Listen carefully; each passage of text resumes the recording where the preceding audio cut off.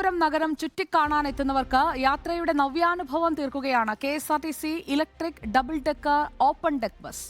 വിദേശ രാജ്യങ്ങളിലെ വലിയ നഗരങ്ങളിൽ ഉൾപ്പെടെയുള്ള ഓപ്പൺ ഡെക്ക് സർവീസ് ഇന്ത്യയിൽ ആദ്യമായാണ് തിരുവനന്തപുരം നഗരത്തിൽ സർവീസ് ആരംഭിച്ചത്.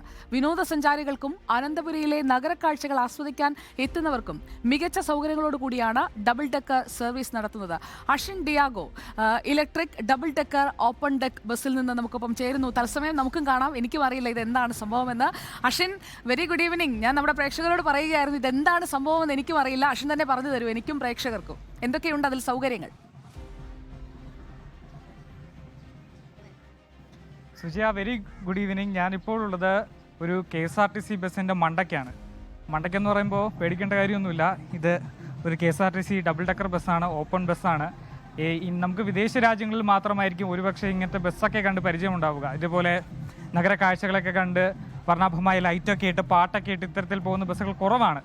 ഇന്ത്യയിൽ തന്നെ ഇത് ആദ്യമായാണ് ഒരു electric open bus, double decker bus ഇത്തരത്തിൽ കേരളത്തിൽ സർവീസ് നടത്തുന്നത്. അതും തിരുവനന്തപുരത്ത് തന്നെ ഒരു ശനിയാഴ്ച വൈകുന്നേരം അല്ലെങ്കിൽ ഞായറാഴ്ച വൈകുന്നേരം വീക്കെൻഡുകളിലൊക്കെ കുടുംബവുമായി ഒന്ന് രണ്ട് മണിക്കൂറൊക്കെ ഒന്ന് ചെലവഴിക്കാൻ പറ്റിയൊരു ഓഫറാണ് ഇപ്പോൾ KSRTC തന്നെ മുന്നോട്ട് വെച്ചിരിക്കുന്നത്. ഇപ്പോൾ ഇവിടെ നമുക്ക് കാണാം, ദൃശ്യങ്ങളിലൊക്കെ കാണാം, കുഞ്ഞുകുട്ടികളും അവരുടെ കുടുംബവും ഒക്കെ ഇവിടെ ഉണ്ട്. നമുക്ക് അവരോടൊന്ന് പ്രതികരണം തേടാം. എങ്ങനെയുണ്ട് ഏട്ടാ ഈ ഒരു ബസ് യാത്ര? ഞങ്ങളുടെ ഇങ്ങനെ ഇത് തുടങ്ങിയ അന്ന് തൊട്ട് കയറണമെന്നൊരു ആഗ്രഹം ഉണ്ടായിരുന്നു. പിന്നെ അവധിയായി, കുട്ടികൾക്ക് വെക്കേഷനാണ്. ശരിക്കും പറഞ്ഞാൽ അതൊരു വർത്താണ്.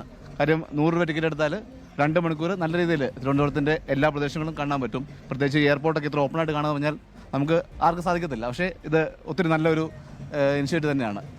ശരിക്കും ഫാമിലിയായിട്ട് വരാൻ പറ്റുന്ന ഏറ്റവും നല്ല സ്പോട്ട് തന്നെ. കാരണം ഇവിടെ നമുക്ക് പല ആളുകളും സന്ദർശനമായിട്ട് വരാറുണ്ട്, ടൂറിസ്റ്റായിട്ട്. അല്ലാതെ ഇവിടെ ഒരുപക്ഷെ എനിക്ക് തോന്നുന്ന ഇവിടുത്തെ ആളുകൾക്ക് പോലും ഇതൊരു പുതിയ അനുഭവമായിരിക്കാം. സാധാരണ നമ്മളൊക്കെ വേൾഡ് കപ്പ് കഴിഞ്ഞ് വിജയിച്ച് പോകുന്ന ടീമിനെ കൊണ്ടുപോകാൻ ഇത്തരം ബസ്സുകൾ ഉണ്ടാക്കുന്നത്. അതിങ്ങനെ ഒരു അവസ്ഥ കേരളത്തിൽ വരുന്നത് അതൊരു ഒത്തിരി അഭിമാനമുള്ള കാര്യം തന്നെയാണ്. എന്തായാലും KSRTCക്ക് ഞങ്ങളുടെയൊക്കെ ഒത്തിരി നന്ദി അഭിനന്ദനങ്ങളും ഈ സമയത്ത് പറയാൻ ആഗ്രഹിക്കുകയാണ്. ഒട്ടുമിക്ക യാത്രക്കാരും ഹാപ്പിയാണ്. നേരത്തെ ഈ ബസ് ഇവിടുന്ന് എടുക്കുന്ന സമയത്ത് ഒരു മൈക്കിൾ ജാക്സൺ എന്ന് വേണമെങ്കിൽ പറയാം, ഭയങ്കര ഡാൻസൊക്കെ ആയിരുന്നു. നമുക്ക് മൈക്കിൾ ജാക്സന്റെ പ്രതികരണം ഒന്ന് ചോദിച്ചു നോക്കാം. മോനെ, ഇഷ്ടപ്പെട്ടാ? എങ്ങനെയുണ്ട്? നേരത്തെ ഭയങ്കര ഡാൻസൊക്കെ ആയിരുന്നല്ലോ. ഇനിയും കയറും ബസ്സില്? ഇനിയും ബസ്സിൽ കയറോ? അശ്വിൻ ഒന്നുകൂടെ കളിക്കാവോന്ന് ചോദിച്ചേ. മൈക്കിൾ ജാക്സന്റെ ഡാൻസ് ഞാൻ കണ്ടില്ല. മൈക്കിൾ ജാക്സന്റെ ഡാൻസേ നമ്മുടെ സുജയ ചേച്ചിക്ക് ഒന്ന് കാണിച്ചു കൊടുക്കാവോ? ഒന്ന് വരുമോ? നേരത്തെ നമ്മുടെ ചേട്ടൻ പാട്ടൊക്കെ ഇട്ട് തരും. ഇവിടെ എല്ലാവരും കൈയടിക്കും. ചേച്ചി ഒന്ന് കൈയടിക്കുക ചേച്ചി.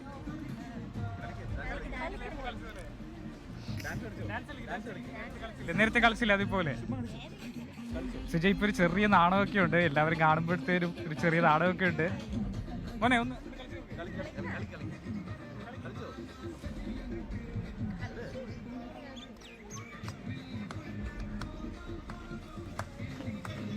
ആ സീറ്റിൽ നിന്ന് നടുക്കോട്ട് ഇറക്കി നിർത്തിയാലോ നമുക്ക് അശ്വിൻ?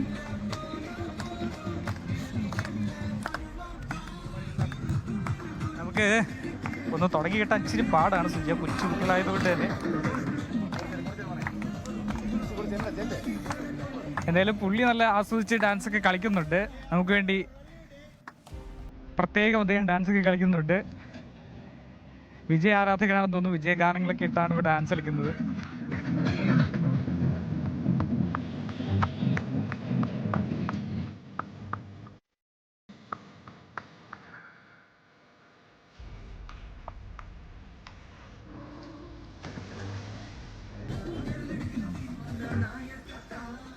സുജയ, പിന്നെ അതുപോലെ തന്നെ ഈ ബസ്സിൻ്റെ മറ്റൊരു കാര്യം നമുക്കറിയാം, അല്പം ഉയരക്കൂടുതലായതുകൊണ്ട് തന്നെ ഇത്തരത്തിൽ ചെറിയ ചില ഭാഗങ്ങളിലൊക്കെ ലൈൻ കമ്പി താഴേക്കും കേബിളൊക്കെ ഉണ്ട്, പിന്നെ മരച്ചില്ലകളൊക്കെ ഉണ്ട്.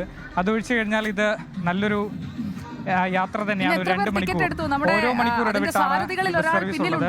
നമുക്കറിയാം ഇപ്പോൾ വേനൽക്കാലമാണ്. എത്ര പേര് ഇന്ന് ടിക്കറ്റ് എടുത്തിട്ടുണ്ട്? ഈ യാത്രയിൽ ഇപ്പോൾ അശ്വിനൊപ്പം എത്ര പേർ യാത്ര ചെയ്യുന്നുണ്ട് എന്ന് അദ്ദേഹത്തോട് ചോദിക്കാം. ഈ ബസ്സിൻ്റെ കണ്ടക്ടർ അല്ല ശരിക്കും, ഇദ്ദേഹം ഈ ബസ്സിൻ്റെ ഒരു ഗൈഡാണ്. കാരണം ഇദ്ദേഹം ഈ പ്രധാനപ്പെട്ട സ്ഥലങ്ങളെ പറ്റിയൊക്കെ ഇപ്പോൾ നമ്മൾ പല വഴികളിലൂടെയാണ് വരുന്നത്. അപ്പോൾ ഈ സ്ഥലത്തിൻ്റെ പ്രത്യേകതയൊക്കെ ഇദ്ദേഹം മൈക്കിലൂടെ ഇവിടെ വിളിച്ചു പറയുന്നുണ്ടായിരുന്നു. ചേട്ടാ, എങ്ങനെയാണ് ആളുകളുടെയൊക്കെ ഒരു പ്രതികരണം?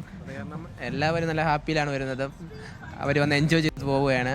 ഡാൻസായി പാട്ടായി. ഇപ്പം ഈ 3 മണി ട്രിപ്പ് ആയതുകൊണ്ട് കുറച്ചാൾ കുറവാണ്, വെയിൽ ചൂടും കൂടുതലായതുകൊണ്ട്. അടുത്ത ട്രിപ്പ് തന്നെ നല്ല ആളായിരിക്കും. ഇപ്പോൾ ഈ ആളുകളൊക്കെ എങ്ങനെയാണ്, നമുക്ക് ഇടയ്ക്ക് കയറാൻ കഴിയുമോ അതോ നേരത്തെ ബുക്ക് ചെയ്യണോ? ബുക്കിംഗ് ഇതില്ല. നമുക്ക് ഈസ്റ്റ് ബോട്ടിൽ സ്റ്റാർട്ട് ചെയ്യും. ഈസ്റ്റ് ബോട്ട് ലാസ്റ്റാണ്. പിന്നെ ഇടയ്ക്കുന്ന ആളുകൾ കയറുന്നുണ്ട്. പിന്നെ ഇടയ്ക്ക് ഇറങ്ങാനോ ലുലു മാളൊക്കെ കൂടുതൽ ടിക്കറ്റ് ഇറങ്ങുന്നുണ്ട്. ബസ് ഫെയർ ഒക്കെ എങ്ങനെയാണ്? ഏതൊക്കെ വഴിയിലൂടെയാണ് ഇത് കടന്നു പോകുന്നത് ബസ്? എന്നിട്ട് എവിടെ അവസാനിക്കും? നമ്മുടെ ഈസ്റ്റ് ബോട്ട്, പിന്നെ പാളയം,